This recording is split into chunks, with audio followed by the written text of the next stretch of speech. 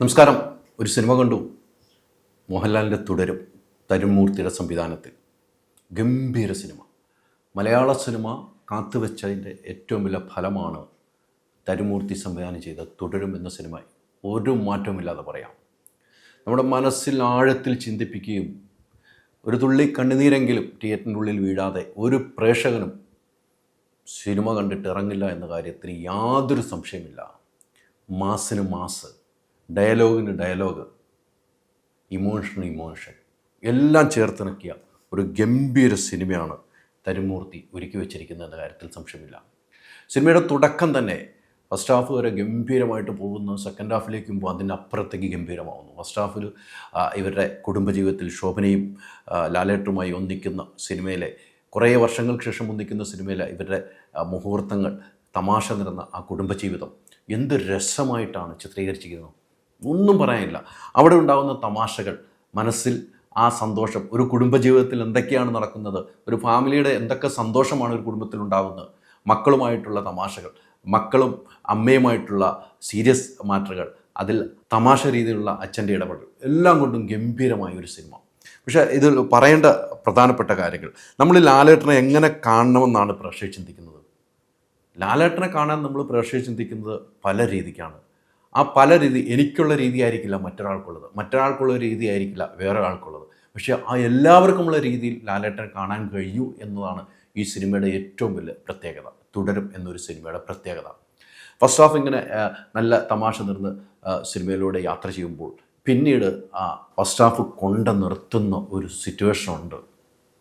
എൻ്റെ പൊന്ന് സിനിമാ പ്രേമികളെ, നിങ്ങൾ കണ്ടാൽ നിങ്ങളുടെ മനസ്സലിയിക്കുന്ന ഒരു സിറ്റുവേഷനായിരുന്നു ആ ഫസ്റ്റ് ഹാഫ് കൊണ്ട് നിർത്തുന്നത്. പിന്നീട് സെക്കൻഡ് ഹാഫിലേക്കുള്ള യാത്രയാണ്. സെക്കൻഡ് ഹാഫിലേക്കുള്ള യാത്രയിൽ ഗംഭീരമായൊരു യാത്രയാണ്. നമ്മളെ പിടിച്ചിരുത്തുന്ന രീതിയിലേക്ക് യാത്ര ചെയ്യുകയാണ്. ഇത് എവിടെയാണ് എത്തുന്നത്, എങ്ങനെയാണ് എത്തുന്നതൊക്കെ നമ്മൾ ചിന്തിച്ച് പോകുമ്പോൾ നമ്മുടെ മനസ്സ് ഒരു വല്ലാതെ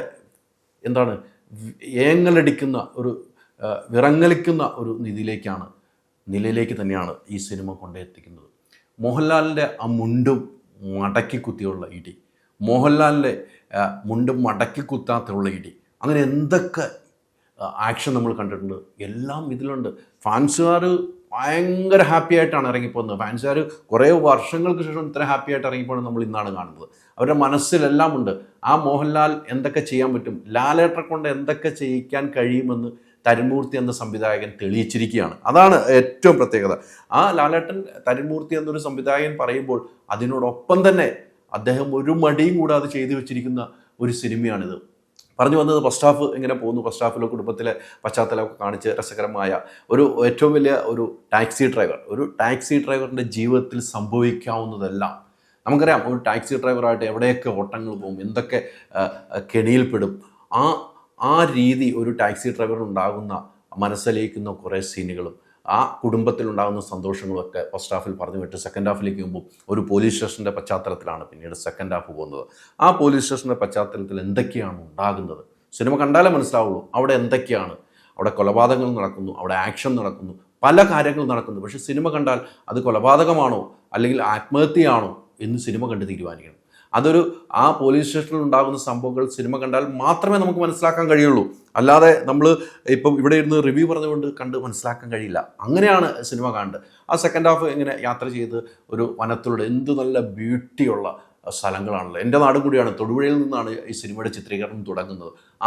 തൊടുപുഴയിലെ പശ്ചാത്തലമെല്ലാം നല്ല രീതിയിൽ ക്യാമറയിൽ ഒപ്പിയെടുത്ത് നല്ല ദൃശ്യങ്ങൾ. ആ തുടക്കത്തിലൊരു കാര്യം, തുടക്കത്തിലെ ടൈറ്റിലുണ്ട്, തുടരും എന്നൊരു ടൈറ്റിൽ കാണിക്കുമ്പോൾ നമ്മൾ ഇന്ന് വരെ കാണാത്ത രീതിക്കുള്ള ടൈറ്റിൽ. അതോടൊപ്പം ചെന്നൈ കാണിക്കുന്നു, ചെന്നൈയിലേക്കുള്ള യാത്ര. അങ്ങനെ കുറേ മോഹൻലാലിൻ്റെ യാത്രയുണ്ട്. ഭയങ്കര രസമായിട്ടാണ് ഫസ്റ്റ് ഹാഫ് കഴിഞ്ഞത്. സെക്കൻഡ് ഹാഫ് നമ്മളെ ഇമോഷനിലേക്ക് കൊണ്ടുപോകണം.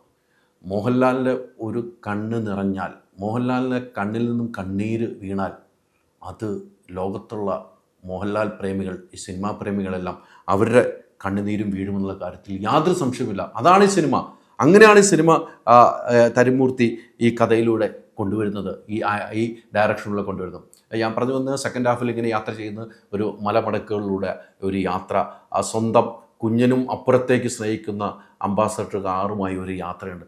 പോകാത്ത വഴികളില്ല, താണ്ടാത്ത വീഥികളില്ല. ആ വഴിയിലൂടെയുള്ള യാത്ര ചെയ്തിട്ടുള്ള ഒരു വലിയ ഒരു പ്രശ്നത്തിലേക്ക് പോകുന്ന മോഹൻലാലിനെ കാണാൻ പറ്റും. പിന്നീട് മോഹൻലാലിൻ്റെ ഫേസിലുണ്ടാകുന്ന ആ എക്സ്പ്രഷൻ, മോഹൻലാലിൻ്റെ മുഖത്ത് എക്സ്പ്രഷൻ വരില്ലെന്ന് ആരാണ് പറഞ്ഞ്? പണ്ട് വന്നതിനപ്പുറത്തേക്ക് മോഹൻലാലിൻ്റെ മുഖത്തെ എക്സ്പ്രഷൻ നമുക്ക് ഈ സിനിമയിൽ ഒപ്പിയെടുത്തു എന്നുള്ളതാണ് ഏറ്റവും പ്രധാനപ്പെട്ട കാര്യം. എന്തായാലും ഇതിൽ അഭിനയിച്ച എല്ലാവരും ഒന്നിനൊന്ന് മെച്ചമായ രീതിയിൽ അഭിനയിച്ചിട്ടുണ്ട്. ശോഭന എന്ന ഒരു നടി എത്ര ഭംഗിയായിട്ടാണ് ഒരു ഭാര്യ എന്ന കഥാപാത്രം ലാലേട്ടനോടൊപ്പം അഭിനയിച്ച് വെച്ചിരിക്കുന്നത്. അങ്ങനെ പറഞ്ഞാൽ തീരില്ല, പറയുവാണെങ്കിൽ ഒത്തിരി പറയാനുണ്ട്. പിന്നീട് ഇതിലൊരു വില്ലൻ കഥാപാത്രം, ഒരു പോലീസ് ഓഫീസർ ചെയ്തിരിക്കുന്ന കഥാപാത്രങ്ങളൊക്കെ ഗംഭീരമാണ്. പോലീസ് ഓഫീസറിൻ്റെ കഥാപാത്രങ്ങളൊക്കെ ഗംഭീരമായിട്ട്. ബിനു പപ്പു ഒരു രക്ഷയുമില്ല കേട്ടോ. അദ്ദേഹം ഈ സംവിധാനത്തിൻ്റെ കൂടെയുള്ള യാത്രയായിരുന്നു. അതിനോടൊപ്പം ഇതിനകത്ത് ഗംഭീര വേഷം ചെയ്തിരിക്കുന്നു. അങ്ങനെ എല്ലാവരും കൊണ്ട് ഒന്നിനൊന്ന് മെച്ചമായ ഒരു സിനിമയാണ്. ഞാൻ അതിലെ ഓരോ ആളുകളെ പറയുകയാണെങ്കിൽ നമ്മൾ ഫർഹാൻ ഫാസിൽ, അതോടൊപ്പം മണിയമ്പിള്ള രാജു, ബിനു പപ്പു, നന്ദു, ഇർഷാദ്, അർഷ ചാന്ദ്രി, ബൈജു, തോമസ് മാത്യു, കൃഷ്ണപ്രഭ, പ്രകാശ് വർമ്മ, അതോടൊപ്പം തന്നെ മിംക്രിയിൽ നിന്നും നമുക്ക് ഏറ്റവും പ്രധാനപ്പെട്ട ഒരു കഥാപാത്രം ചെയ്തിട്ടുണ്ട് ഷൈജു അടിമാലിക്കാരനായ ഷൈജു ചെയ്തിരിക്കുന്നു. അതോടൊപ്പം തന്നെ അരവിന്ദ് എന്നിവർ പ്രധാന കഥാപാത്രത്തിൽ അവതരിപ്പിക്കുന്നുണ്ട്. KR സുനിലിൻ്റെ സംവിധായകൻ തരുൺമൂർത്തിയും ചേർന്നാണ് തിരക്കഥ രചിച്ചത്. രജപുത്രം വിഷൻ മീഡിയയുടെ രഞ്ജിത്തേട്ടൻ ചെയ്ത സിനിമകളെല്ലാം നമുക്കറിയാം. രഞ്ജിത്തേട്ടൻ്റെ സിനിമകളെല്ലാം ഒന്നിനൊന്നും മെച്ചമാണ്. അദ്ദേഹത്തിൻ്റെ 35ാമത് സിനിമയാണെന്ന് എനിക്ക് തോന്നുന്നത്. 35ാമത് രഞ്ജിത്തേട്ടൻ്റെ സിനിമ, രജപുത്രയുടെ ബാനറിൽ വന്ന സിനിമ സൂപ്പർ ഹിറ്റിലേക്ക് തന്നെയാണ് പോയിരിക്കുന്നത്. അതോടൊപ്പം ഇതിൻ്റെ മ്യൂസിക്, ഇതിൻ്റെ ബാക്ക്ഗ്രൗണ്ട് സ്കോർ എടുത്ത് പറയണ്ടോ. ഈ സിനിമയ്ക്ക് ഈ ബാക്ക്ഗ്രൗണ്ട് സ്കോർ ഇല്ലെങ്കിൽ സിനിമ ഒരു ഹൈപ്പിലേക്ക് എത്തുമ്പോൾ ചിലപ്പോൾ ഇരുന്ന് പോയി നമുക്ക് തോന്നും. അത് ഗംഭീരമായി ജെയ്ക്സ് ബിജോയ് അദ്ദേഹത്തിൻ്റെ കൈകൾ ഭദ്രമാക്കിയിട്ടുണ്ട്. നമ്മൾക്ക് ഈ അവസാന ക്ലൈമാക്സ് പറയാൻ പറ്റില്ല. ക്ലൈമാക്സ് നമുക്ക് സിനിമ എത്ര കണ്ടാലും മതിയാകാത്ത ക്ലൈമാക്സ് ആണ്. ഒരു മനുഷ്യൻ്റെ ഒരു അവസ്ഥയുണ്ടല്ലോ, ഒരു മനുഷ്യനൊന്നും ചെയ്യാൻ പറ്റാത്തൊരു അവസ്ഥയിലേക്ക് എത്തുന്ന കുറേ സിറ്റുവേഷൻ ഈ സിനിമയിലേക്ക് എടുത്തു വച്ചിട്ടുണ്ട്. അത്ര ഭംഗിയായി നിർവഹിച്ച ഒരു സിനിമ.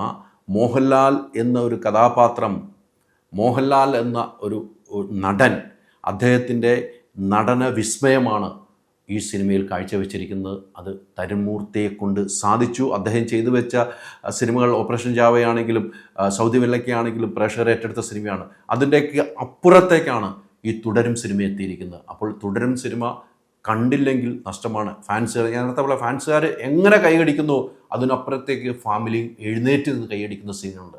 ഫാമിലിക്കും ഫാൻസുകാർക്കും ഓരോ ആളുകൾക്കും മലയാള സിനിമ കാണണമെന്ന് ആഗ്രഹിക്കുന്ന ഓരോ ആളുകൾക്കും ഇഷ്ടപ്പെടുന്ന ഏറ്റവും ഗംഭീരമായ സിനിമ തുടരും.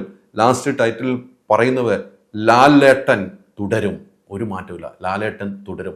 അവസാന ക്ലൈമാക്സിൽ ലാലേട്ടൻ ഒരു വിളി വിളിക്കുന്നുണ്ട് കേട്ടോ. ആ വിളി എന്താണെന്ന് തിയേറ്ററിൽ ഇരുന്ന് കാണണം. ആ ഒരു വിളി തിയേറ്ററിൽ ഒരു സൈലൻറ്റ് മൂഡിലേക്ക് കൊണ്ടുപോവുകയാണ്. ആ സൈലൻറ്റ് മൂഡിലേക്ക് കൊണ്ടുപോകുമ്പോൾ നമ്മൾ അടുത്ത് നിൽക്കുന്നവരൊക്കെ ഒന്ന് നോക്കിക്കഴിഞ്ഞാൽ അവർ കണ്ണ് തുടയ്ക്കുന്നത് കാണാൻ പറ്റും. അത്രമാത്രം ഗംഭീരമായിട്ട് ലാലേട്ടൻ അഭിനയിച്ചിരിക്കും. ഞാൻ നേരത്തെ പറഞ്ഞ ലാലേട്ടൻ ഒന്ന് മുണ്ട് മുടക്കി ആക്ഷൻ ചെയ്താൽ കോരിത്തെരിപ്പിക്കും തിയേറ്ററിൽ. ലാലേട്ടൻ മാസ് ഡയലോഗ് പറഞ്ഞാൽ കോരിത്തെരിക്കും തിയേറ്റർ. ലാലേട്ടൻ്റെ കണ്ണ് നിറഞ്ഞാൽ തിയേറ്ററിലുള്ളവരുടെയൊക്കെ കണ്ണ് നിറയും. ആ എല്ലാം ഒത്തുചേർന്ന ഒരു സിനിമയാണ് തുടരും. സിനിമ കാണാത്തവർ എത്രയും പെട്ടെന്ന് കാണണം. ഫാമിലിയായിട്ട് കാണേണ്ട സിനിമയാണ്. ഫാമിലിയായിട്ട് പോയാൽ ഈ സിനിമ എന്താണെന്ന് നമുക്ക് മനസ്സിലാകും. അപ്പോൾ ഫാമിലിയായിട്ട് കാണേണ്ട ഒരു സിനിമ തുടരും. ഇത് സംവിധാനം ചെയ്ത തരുൺമൂർത്തി, ബിഗ് സല്യൂട്ട്. ഇത് നിർമ്മിച്ച രഞ്ജിത്തേട്ട, ബിഗ് സല്യൂട്ട്. ബാക്കി എല്ലാവർക്കും ഒരുപോലെ കൈകൂപ്പി പറയുന്നു, സൂപ്പർ സിനിമ, ധൈര്യമായിട്ട് കാണാം. അൾട്രാ മോഡേൺ കിച്ചൺ ഡിവൈസസ്, ഒരു കിച്ചണിൽ വേണ്ട എല്ലാ ലേറ്റസ്റ്റ് ബ്രാൻഡുകളും ഇവിടെയുണ്ട്. ലോകോത്തര ബ്രാൻഡുകൾ, original products, wide range. MyG future. WhatsApp വഴി ഇംഗ്ലീഷ് പഠിക്കാൻ ഇംഗ്ലീഷ് കഫേ ഉള്ളപ്പോൾ ഇംഗ്ലീഷ് ഒരു വിഷയമേ അല്ല. English cafe, we present you the perfect English. WhatsApp now 9633 888 575.